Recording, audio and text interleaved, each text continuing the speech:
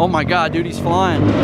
Oh my God, no! It's actually pretty funny that I'm wearing this shirt because I noticed that I took a picture randomly with the surgeon and doctor that I ended up like assigning as my doctor for this injury, and I was wearing this shirt in the picture. So yeah, it's random that I put this shirt on today. Yeah, so today I'm gonna talk about the time that I broke my back at Pastranaland. What doesn't happen at Pastranaland? I was headed out to Pastranaland just to go visit, and I know that sounds ridiculous, but my girlfriend and I at the time were planning a trip to New York City. We were gonna go up to Vermont and, you know, spend some time in that area. I love that area. So on the way there, I was like, you know what? I'm gonna go a few days early and go meet up with these guys because there was a film shoot. I haven't seen them in a while. I'll go say hi. So I jump on a plane, and next thing I know, I'm in Maryland, headed to Pastranaland in an Uber. And I'll just start off by saying that I planned to go on this trip and just go visit. I was healing my ankles, I was healing mentally, and I was simply going out there to help them, support, you know, show some love, and just hang out with the boys for a few days. So, of course, when you get there, there's what is in psychology referred to as a trigger everywhere for an adrenaline addict like me. And a lot of people, I think, ask that question, what is adrenaline addict? Is it a thing? A lot of people get defensive about that, and I'll get into that a little bit later, but if you care to hear my take on that, absolutely, it's a thing. And you got to guard against that because I'm the biggest victim of it because it's the best thing ever. It's great. I'm not going to say that adrenaline addiction's a bad thing, but it's real. Hey, it's impossible for it not to be real.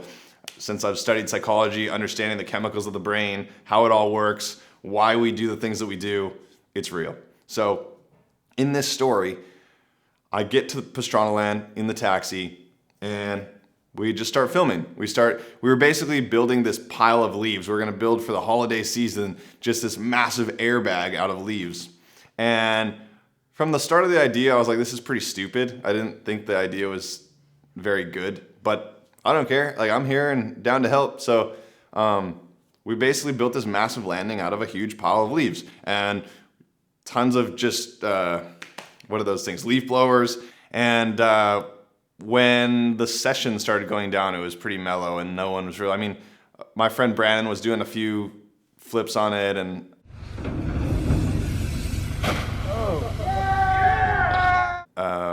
it was just kind of pretty mellow and not that interesting, I would say, to me. So we were all just kind of standing around like, okay, now what? What are we gonna film? We've set out these 2 days to film stuff. What should we film? So then I was standing there and I was like, okay, I guess I'll just jump on this pit bike and do a backflip into the leaves. Like, why not? Literally not even a thought of my mind of like worry. My guard was completely let down. Like I said, when I showed up there, I was planning on just chilling, just cruising, but there was nothing going on. All of a sudden, I'm in this environment where we all want to have fun all the time, and that plan of chilling went right out the window. And next thing, I'm on this bike. All right, man. You taking the bike? I'm thinking about it. This is the bike I learned my first ever backflip on. Well, yeah. I guess I gotta keep the trend going somehow. So backflip? We'll see. I gotta buckle this helmet, and then I'll make my decision once I'm up there. All right, we'll get it. Wish me luck. I'd just bail off. Yeah. Either backflip or dead sailor. Okay. Kind of like a... I like the dead sailor. All right. Rock, paper, scissors for it? For what? For a backflip or a dead sailor. Okay. So... if I win, it's backflip. And if I win, it's dead sailor. Okay. It's easier. 1, 2, 3, shoot. Okay. Ready? 1, 2, 3, shoot. Okay, if you decide, you do what you ever feel comfortable with, but if you hit that backflip, dude, hey, dinner's on me. A deal is a deal. I just lost, so. Oh God. Oh my God, dude, he's flying. Oh my God, no! And I noticed the front brake didn't really work, like it was stuck in, so the front tire barely moved, and it was all wobbly, and the side of the front wheel was hitting the fork, and it was very sketchy. And I'm like, whatever, I'll be good, no worries. and I go up to the top.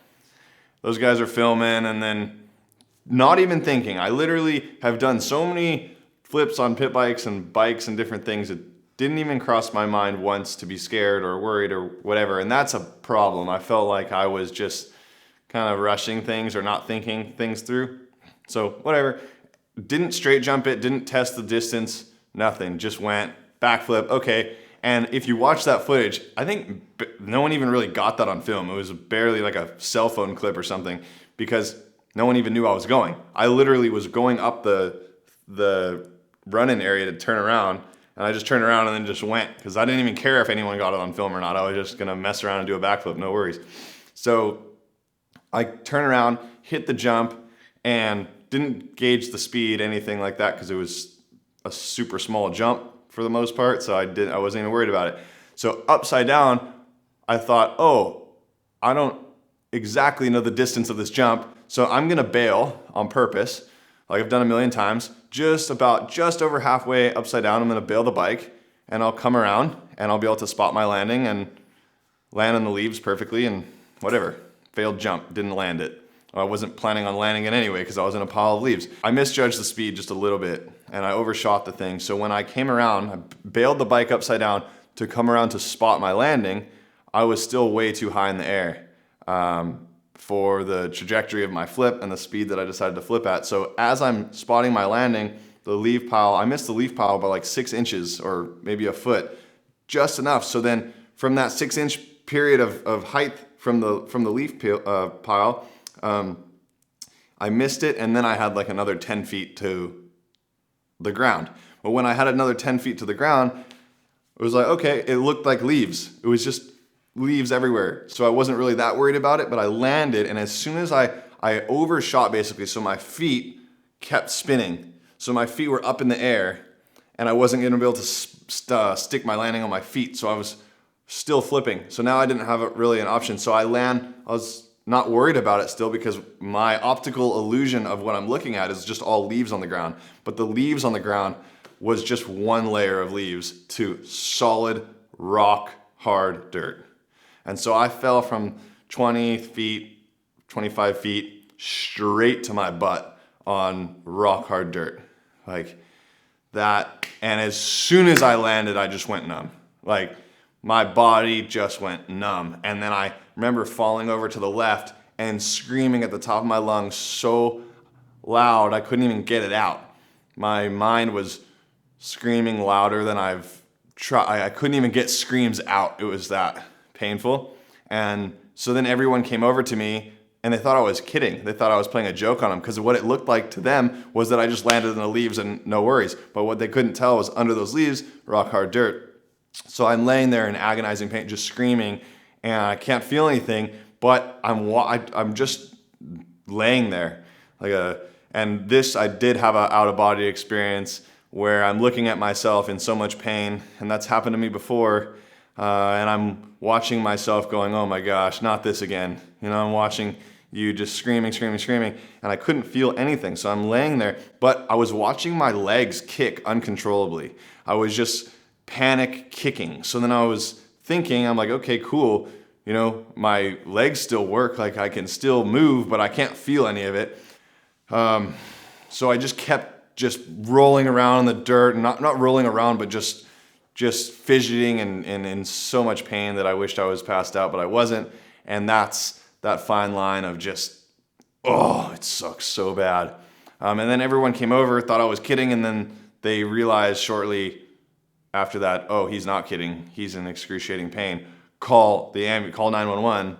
Somebody calls 911. I'm just laying there screaming. Finally, I can move a little bit. My feeling in my hands start coming back, and I can move my feet a little, and I'm kicking, and I'm realizing, okay, you jacked yourself up really good, but I think you got lucky. But the thing is with a lot of different spine injuries like that, there can be severe damage after the injury takes place.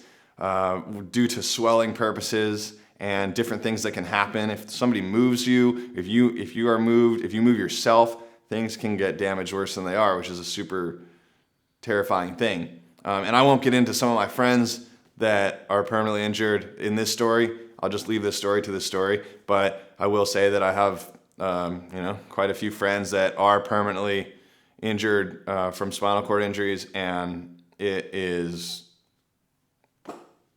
the worst nightmare, and so at this point I'm going, okay, I don't know what's going to happen, but here I am, and and it's cold. It's a cold winter day, and it's just miserable. I'm laying there in misery. So the ambulance shows up. Everyone's grabbing me. They actually took really good care of me, and they got me in the ambulance pretty fast. But the way that this story happened was that my girlfriend is on a plane to the airport, and I'm supposed to be at this point driving to meet her. This is crazy. The story gets so crazy right here. So I need to be driving basically at this point to meet her, and I had left my phone in a windowsill in the barn, and so I'm getting trapped. They put me on the stretcher, and I'm going into the ambulance. He is. Is this actually it? I think so. Oh my god. Oh my god. Oh! Hey, Trevor. Do you feel your hands? Yeah. Okay. I'm just going to collar on him right away. Sorry, sweetheart. We're going to get a hold of you. And screaming my freaking head off. So much pain. And they're trying to give me the morphine IV right away. And I'm saying, no. Be out of, I'm going to pretend. I don't know if we're going to be able to backboard him with this I'm going to pretend that I'm not in pain for a second. Can you grab some sort of blankets, Mike? A deal's a deal. So we can put him up under his And knees? I said that I was going to do it. Dude, you're insane. And I don't know what I did, but I'm in a lot It of would pain. be easier if we can get him out And of remember, this kids coat out before there, we put him on just- the board Be smart. so we can get to his Always arm. wear your helmet. And That looks good, Thomas. just stick to your word. We're going to get We'll see you at the hospital. Yeah, and don't make a phone put out of leaves. Oh, I hate this. Hold on to the strap on your tummy. Don't perform in the please,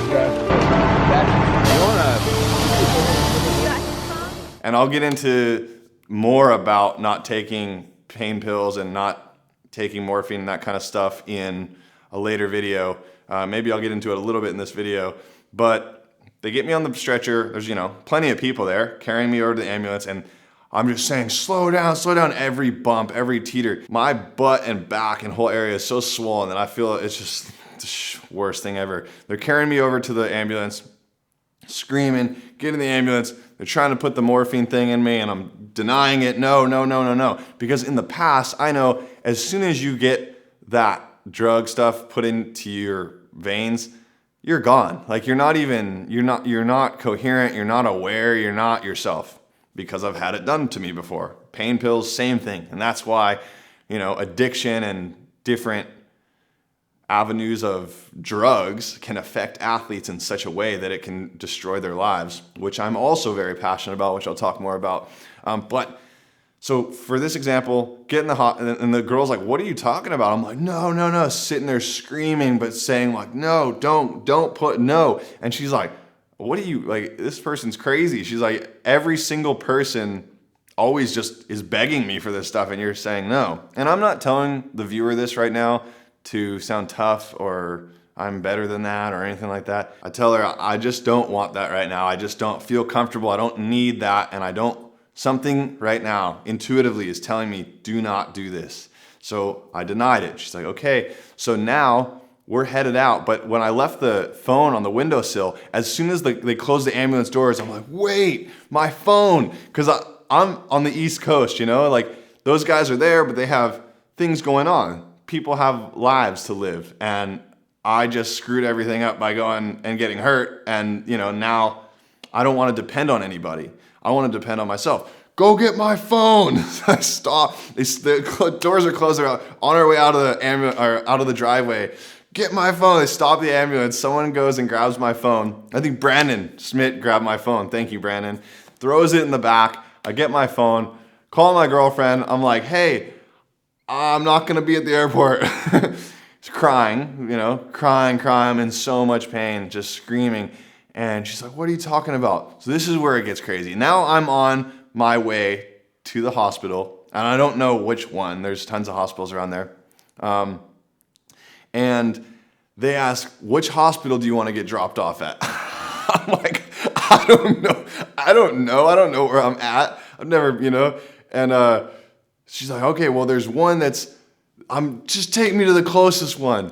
She was giving me options. This one's probably a little bit better. This one's closer. So now we start driving down the road, and it's bumpy and miserable, and I'm screaming my head off. I'm just in excruciating pain driving down the road. Slow down, slow the F down. And they're like, we're going as slow as we can. We got to get you there.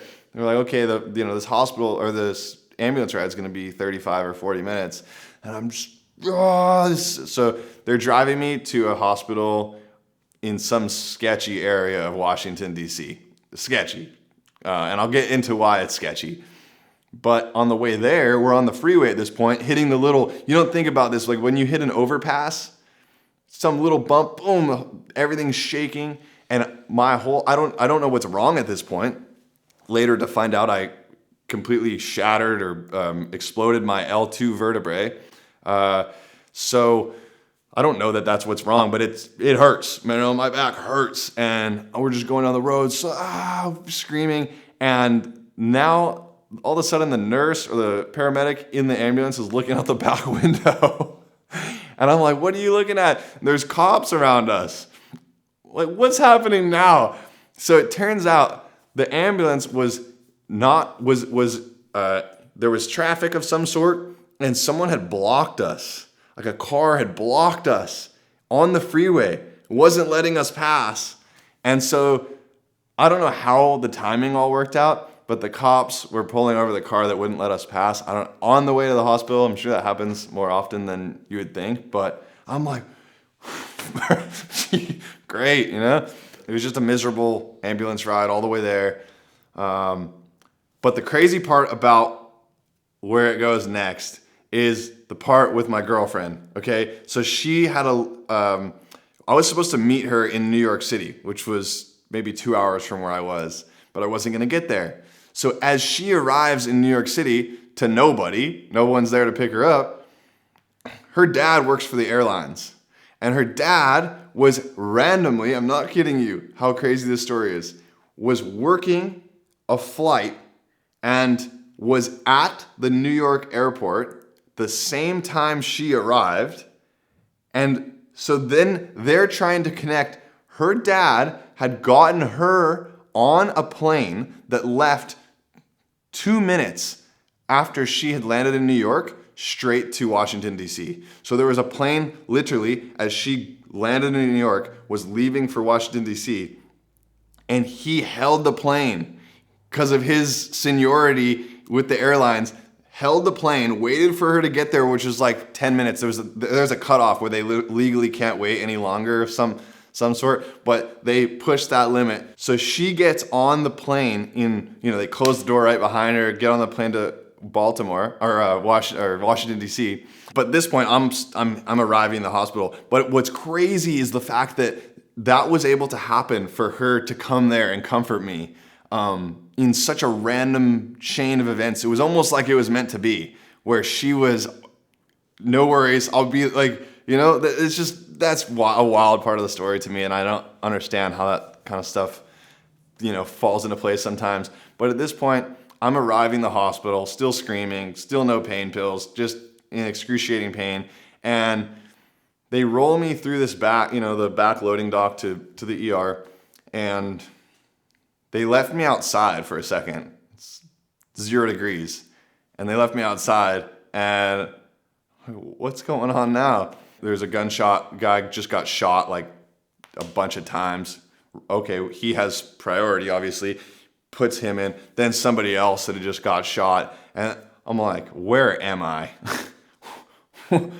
What is happening, So then they finally wheel me inside maybe 5 minutes later, and I'm laying there, and there's all these people, and I'm screaming at the top of my, just screaming, and just, and then they came over to me, and they were basically forcing me to take the morphine.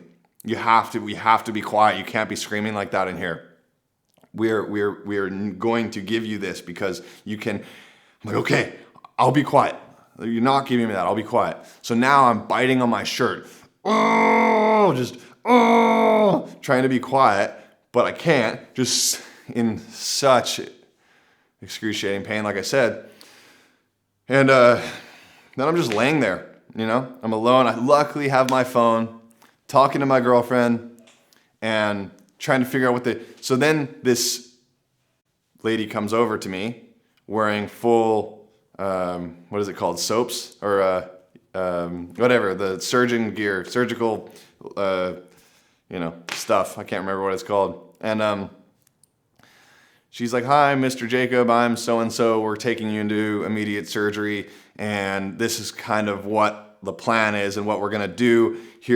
So I had gotten x-rays at this point, and man, with broken bones, getting moved on an x-ray table, it sucks more than anything in the world. And I'm not here to whine about it, but anyone out there that's had it done, it sucks. So I got that done, and then they're like, "Okay, Mr. Jacob, we're taking you to surgery. This is your L2 vertebrae. It's exploded into your spinal canal. It's basically there's bone fragments that are touching and impinging your spinal cord, and there's really no way around this.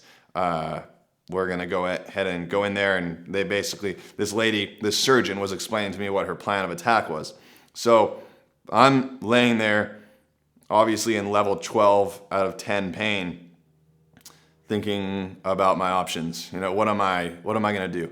So for me, at this point, all of my surgeries, and I'm blessed to have said this, have been done by Olympic team, U.S. doctors that they're the best in the world at what they do. And not to say that certain people aren't the best in the world at what they do as far as surgeons go, but that had just been my level of understanding and experience with having surgeries like that. So this lady comes in gung-ho, "This is what we're going to do. This is what we're doing. You need to sign this paper right here. We're going into surgery in 5 minutes." I'm like, hold on a second. I know I'm in excruciating pain, and but here's the thing. I'm not. And there's a lot of situations you can't avoid that, right? If things are that bad, where people are sincere, there's no other option. You do that or you die. But I knew that I had time because there was nothing. I'm like, hold on a second. And hold on. So that kind of took my mind off the pain for a second. And I look at her and I'm like, there's nothing internally bleeding. There's nothing internally wrong. Nope, nothing that we can see or find. I look at her, I'm like, no disrespect to you, but I need some time. Just put me in a room and leave me there. Because they're basically just trying to pump out numbers in the ER, just in and out, just handle all of them as fast as possible. But my pain started to have a different feeling to it when I realized, hold on, let me just take some time and figure this out. So she looks at me when I tell her, put me in a room and leave me there. I wasn't kidding. I looked at her square in the face. She's ready to push me into the surgery thing. Sign this paper, like I mentioned. And when they said sign the paper thing, when this is gnarly, but my friend Will, and Will, if you're watching this, you're such a maniac, dude, and such a badass. He had exploded his arm in an off-road vehicle, and basically, I was right there. And his arm compound fractured, exploded. And there's actually a story of this on my channel if you care to watch it. It's called The Exploded Arm Story.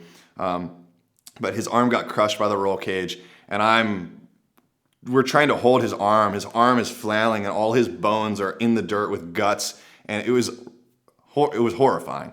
But when we got him to the hospital, I was the one that had to sign these papers and basically get his consent from his parents and gnarly stuff, And so when they pulled the papers out that time, I'm like, hold on a second. And so I looked at her square in the face, like I said, leave me in this room and just leave me there. I need to figure out my life. Just leave me there. So they're like, we can't, so you're denying it. So she started to take it personal, kind of like, so you're denying my profession, basically. I'm like, look, no hard feelings towards you, but just, And so she took that personally kind of, and I could see it, but I didn't care. I'm like, it's always surgery's last resort. Surgery is always last resort, no matter what. If you can heal something without having surgery, do that option first, unless there's, really, really take into consideration your options. So they put me in a room. They left me there. They wheeled me over to a room and left me there. This is the craziest. I was picturing being there for, days alone. And, Travis and all the people that were there that day came and visited. They came to visit, found the wrong hospital. They went to the wrong hospital like 2 hours in the other direction. I'm like, where are these guys? And then they come to the other hospital, finally there. But then I'm in this room alone I figured I'd be there alone for a while. But my girlfriend shows up like an hour later. And at this point it's like midnight. But the blessing of having her there when everything was just shattered, no pun intended. And I'm just in so much pain and miserable, but just the way that worked out, to have her comfort there as soon as I arrived basically was just pretty mind blowing. And then, my mom came out and was helping, and then I was there, I think 6 or 7 days in the hospital, but I was laying there. I just, and when endorphin kicks in, when you have an injury like that and endorphin kicks in, basically what endorphin does is, let's say a gazelle is getting chased by a lion and it sees that it's getting chased. So endorphin makes that thing run as fast as it can and will ignore pain completely. So let's say it steps on every sharp rock and bush and breaks an ankle. It will keep running forever. And that's what you see a lot of happen in, MMA fighting and boxing and different skating things. A lot of people, if there's a skate session going down and someone just slams over and over and over, it's the story of my life is endorphin. Or somebody that can run, 48 hours straight, hundreds of miles without stopping, endorphin kicks in. And that's what allows us to just keep going. But at the same time, if that gazelle gets eaten by the lion, it dies in oblivion, basically. So that endorphin is just overriding everything. It ignores pain, So that's what was happening to me, kind of, as my body was kicking in all this endorphin, or as much as it could. So it was coping with the pain as much as it could. And then, I woke up the next morning at like 3 a.m. and all that endorphin had worn off. And I'm laying there, luckily, she's laying there next to me, sleeping on a couch upright, just the biggest freaking legend. Sleeping in a couch upright, just like this. I look around the hospital room, and I'm just like, oh, I'm here. This sucks. Because reality kind of kicks in. When you're in that endorphin state, you don't really know. You're trying to process everything as fast as possible, but you're in that everything's happening. And then I woke up and that had all gone away. My back still hurt. I'm in a hospital. She's sleeping on a couch upright, and I'm looking around just thinking, this sucks. This is actually happening.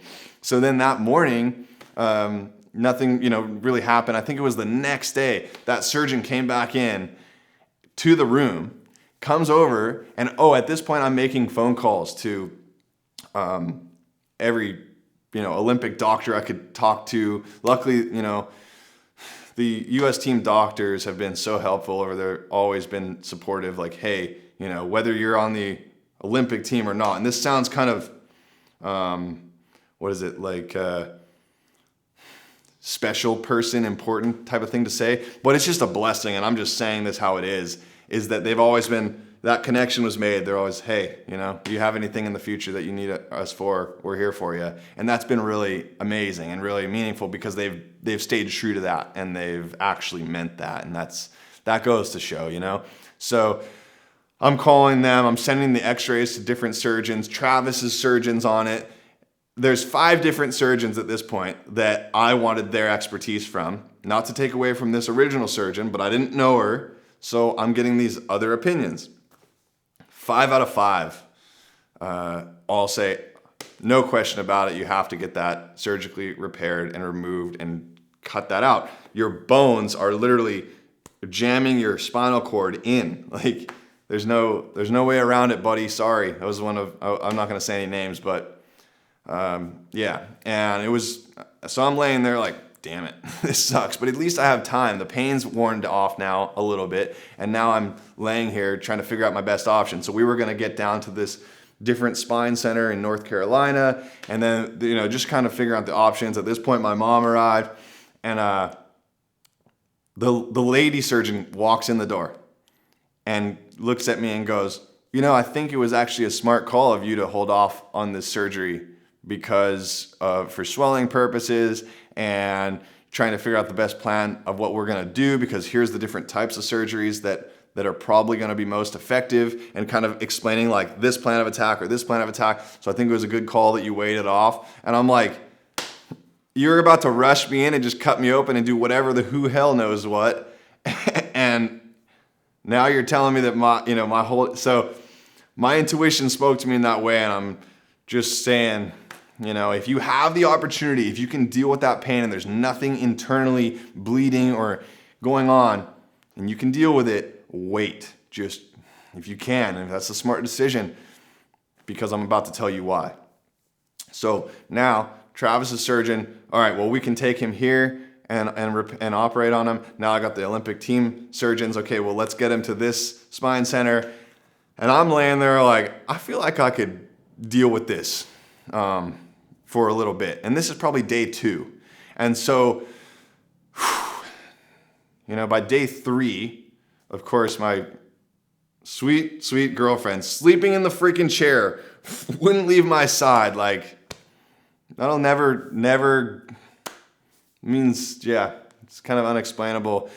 So I'm eating, and this is where it gets pretty interesting, is I'm just having meals, but I haven't left this hospital bed. I'm laying on my back in this hospital bed. Of course, my spine is exploded. So I probably had 3 or 4 meals, hadn't gone to the bathroom, just not even really thinking about it. And then, I'm not kidding you, I woke up, had dinner, maybe 3 nights in, had a dinner, hospital food dinner, right? And I remember eating, and then someone mentioned, hey, you haven't gone to the bathroom since you've been here, right? And I'm like, yeah, it's been pretty interesting. And Street Bike Tommy and my girlfriend are there. Look who shows up. My very, very first food delivery. Oh my gosh. A legend. Just them two.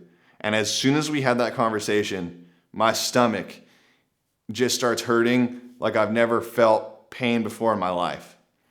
Hold on, what's going on? So now I'm like 4th story up in this hospital, in this room, and there's really minimal care going on. There's like 1 nurse on duty. Don't get me wrong, they were very helpful, but there was limited access to things as though it felt. And Tommy and my girlfriend are standing right there. I remember the last thing I had was some yogurt. And my stomach just hits me so hard, and it starts hurting and hurting and hurting more and hurting more and hurting more. So I developed what's called intestine lock. And when your body gets shocked so fast and gnarly like this, basically your whole system just freaks out and just freezes. So your intestines freeze. Your whole bowel movement, everything just stops working. It's delayed because your whole body's in shock, basically. So what had happened was all this food was trying to be processed through, but my intestines weren't working. They just froze. And so there was a lot of stuff trying to happen in there that wasn't happening. And I'm not kidding you, it just got worse and worse and worse and worse and worse, to the fact of I'm screaming. And they're looking at me like, I felt like I was about to die. I felt like I was just like about to just curl over. I couldn't breathe. It was horrendous. And those poor guys for sitting there watching me go through this was just terrible. So then Tommy was like, I've done this before. I've been through this before. Let's grab your knees and put them into your chest. That should break up the gas. So we try doing that. Of course, like imagine with a broken back trying to put your knees to your chest. So we're trying everything. They're trying to push on my stomach. It just gets worse and worse. So finally, I'm like, get me to the bathroom. I need to try to get to the bathroom. So now I have her on one side, Tommy on the other side, and they're carrying me to the bathroom with my shoulders like this, with a broken back, and I'm trying to just get there as fast as I can, and my stomach's hurt. It's just the worst. Finally, they get me into the bathroom, and I'm sitting on the toilet with a fresh broken back, which is so horrible. Wish that upon nobody.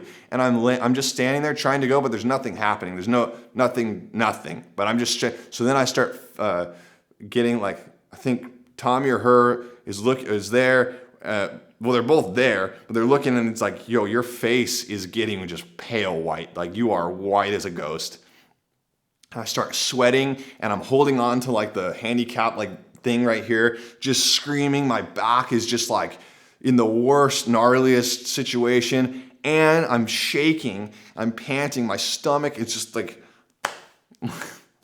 it sucked. And I'm not sitting here trying to whine, but I'm just telling you this story is horrible. It's a horrible situation. I'm trying to give you a lesson from it, so just bear with me here. I'm sitting on the toilet, just screaming, start fainting. I almost pass out, almost just fall forward onto the floor, but I saved myself, and they're like helping me, saving me, and then nothing happened. Literally nothing happened for like an hour. I'm just sitting there, excruciating pain. Finally, this nurse shows up with some prune juice, and then nothing happened, but it was just that excruciating pain for the whole night into the next morning. And then finally, I farted. And then from there, it was like, started to get better and better and better. And then I was laying there, and then my mom arrived. Then I finally, I think 4 days in, took my first steps down the hall with the help of my girlfriend, and she's walking me down the hallway. And never forget this. We're walking around. There's like naked gangsters walking around the hospital. One dude's just blasting Biggie Smalls through one of those mini speakers, just rolling down the heavy situation. At any point, I felt, wherever I was, I can't remember that hospital, but it felt like somebody could have shot the place up. No question about it. Definitely probably has. And it was scary. I was terrified. Just, felt really uncomfortable. And here I am with my mom and my girlfriend, blonde, anyway, we didn't fit in very well. And so I'm like, we got to get out of here. We got to get out of here now. And of course, my girlfriend and my mom, being them and caring for me, they're like, we're not going anywhere. What are you talking about? We're chilling here until we have a place to go. We need, you need to get surgery. You have to have a plan. Nope, I don't need a plan. I called an Uber. I will make it to that Uber downstairs, whether you guys are here or not. You're not going. You're not leaving here. We're not leaving this hospital. I just wanted to get out, and I needed to get to a place. So just out of there. Called the Uber, put my clothes on. Took me like an hour, and I walked out of the room. Because at this point, I could walk. 6 or 7 days later, I could barely walk. And you guys, we're not leaving here. You guys can stay here if you want, but I'm leaving. Of course, I knew they were going to come with me. So we get in this. I just refused. I'm like, hey, I'm not staying another night here. The nurses and the doctors, everyone's freaking out. What is he doing? He can't be. What? Do I need to sign anything? I'm leaving. And yeah, you need to sign this paper. Okay, give me the paper. Okay, so I walked down these steps with the help of them. Took me an hour. Get out to the curb. Uber arrives. Ordered one of the big Ubers. Dude shows up. We're going to this hotel. My mom. Okay, let's find this hotel. And on the way there, I didn't want to say anything because I didn't want him to treat us differently, because then people get on edge in sensitive situations. All of a sudden, oh, he has a broken back. I'm going to be careful. And then when you're careful, things happen. So I didn't say anything. Obviously, we're leaving a hospital, but it took me a while to get into the car. And we're driving to the hospital. I'm laid down in the back seat. They're on one seat. She's on one seat. My mom's in the front seat. And I'm just laying there, just like trying to just bite my freaking own cheek, just being quiet. Car runs a red light. We almost T-bone a car. This is just Not funny, but really real. And that happened. Long story, even longer. We make it to the hotel, and I laid there, I think, for 2 days. Got a first class seat back to California. I just wanted to get to California. Just get me home. I want to get home. Crawling through the airport, literally on my knees and elbows, crawling through the airport. People are, complaining. There's securities watching me. What is this guy doing? I have this back brace, this whole entire setup on. I'm crawling through the airport being that guy, but I didn't care. I just wanted to get home. And the reason being is that I had a doctor in mind in California that I was planning on going to get to. But for now, I'm just, dealing with it.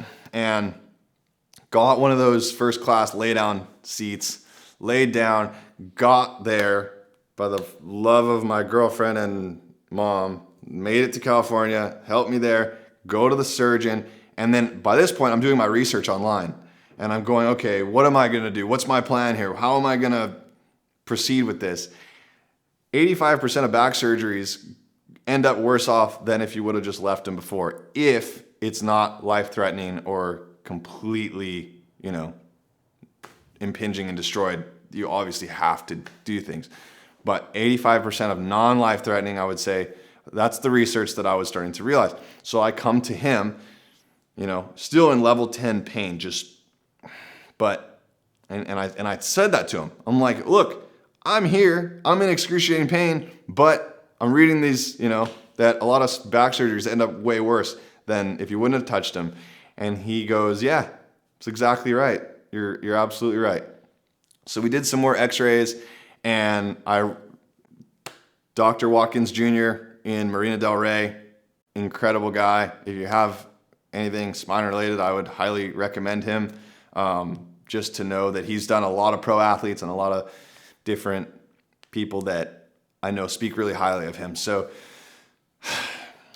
we're sitting there coming up with a game plan, and I'm like, look, I can live like this, even though it sucks. My back hurts so much, but I can live like this, and I want to wait. And he goes, okay.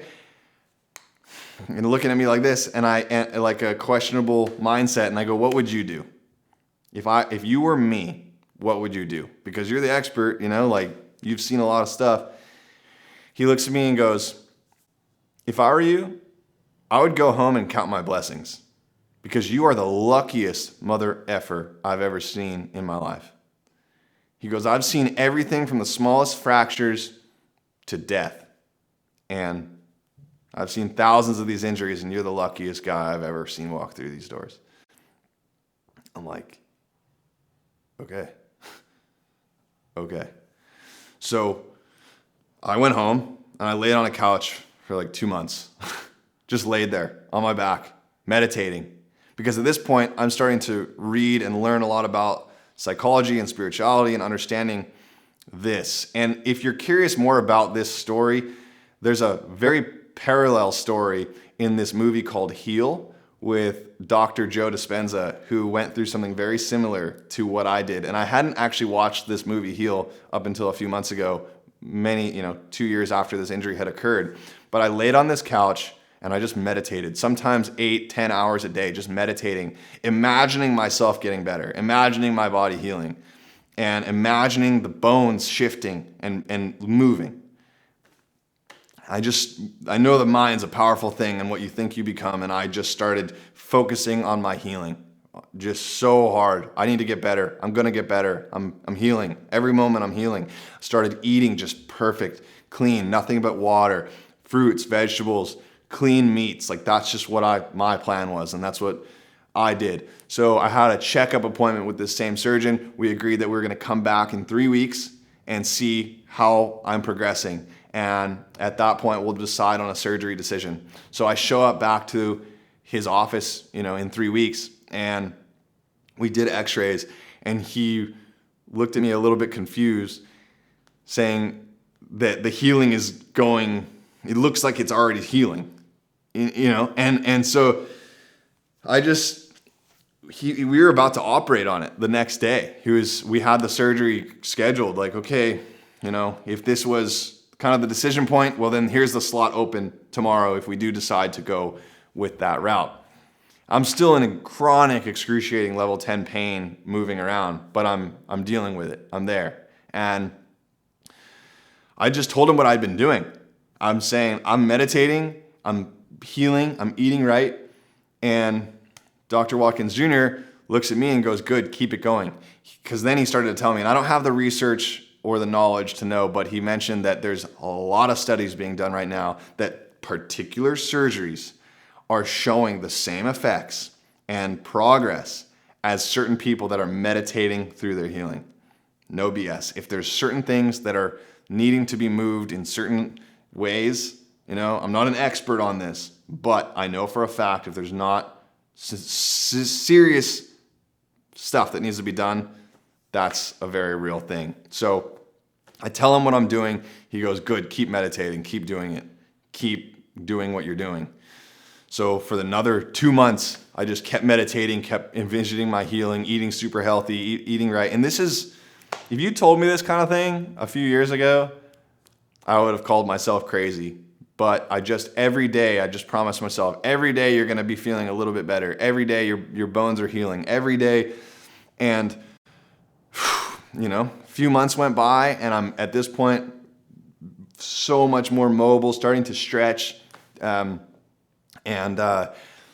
just say that to this day, I have not had a surgery for that injury. And for a long time, don't get me wrong, I still have pain. But from where I was, not being able to move, to being able to slowly repair. The body wants to heal itself. It wants to repair itself. It wants to get better. And this was my experiment with myself. I didn't take any morphine or pain pills or anything like that just to be able to make, my own decisions clearly. But this story is to show for me standing here that I made that journey I remember everyone, Travis, everybody like, damn dude, good luck not getting surgery. That sounds like a horrible idea, just because of it. And I thought so too at the time originally, because the x-rays that I think I'll be able to pull up on this is you're looking at it like, there's no way, and so it's literally hitting. And so I think basically 3 months into the healing, I went back to Watkins and we did an x-ray, and the whole entire vertebrae bone had started to pull back and come out of the spinal canal and was starting to heal back into itself. And I'm like, okay, this is real. This is actually happening. So, I still do feel some pressure and pain on my spine. And especially when I'm doing something active, especially mountain biking, when I'm pulling on my legs quite a bit, then I notice my spinal cord will swell up and my bone will hit there a little bit. So it's not perfect, but it's there. And from this point, I started slowly just getting back into the things that I love to do. I was so excited when I started snowboarding. I took my first snowboard runs. My back was hurting. Oh man, just paragliding and starting to do the things that I loved again. It gave me a new lease on life where I realized how blessed and lucky we are just to be able to walk down the street, and being able to be healthy and healing is everything. Being healthy is everything. If you don't have your health, you have nothing. So really take care of yourself as much as you can, especially with the activities that we like to do and being outside and being active. You really got to take care of yourself because it's really, really important. And the overarching message of this story is to listen to your own intuition. And when something doesn't feel right, don't do it. Because in that situation, when she's walking up to me with the papers, sign these papers, we're going into surgery right now, it just didn't feel right. It just didn't feel okay. And so I made the decision to, no, I'm holding off from this. Let me think about this. And I'm not saying under any circumstances to always go that route. In fact, that could be the worst decision of your life. But for me in that situation, it felt right. Follow your intuition. It probably knows better than you think. And that's about it. So If you're dealing with an injury, just know you'll get through it. Believe in yourself. Anything's possible. The body and mind are amazing things. You can do anything you set your mind to. So thanks for listening. Much love. We'll talk to you next time.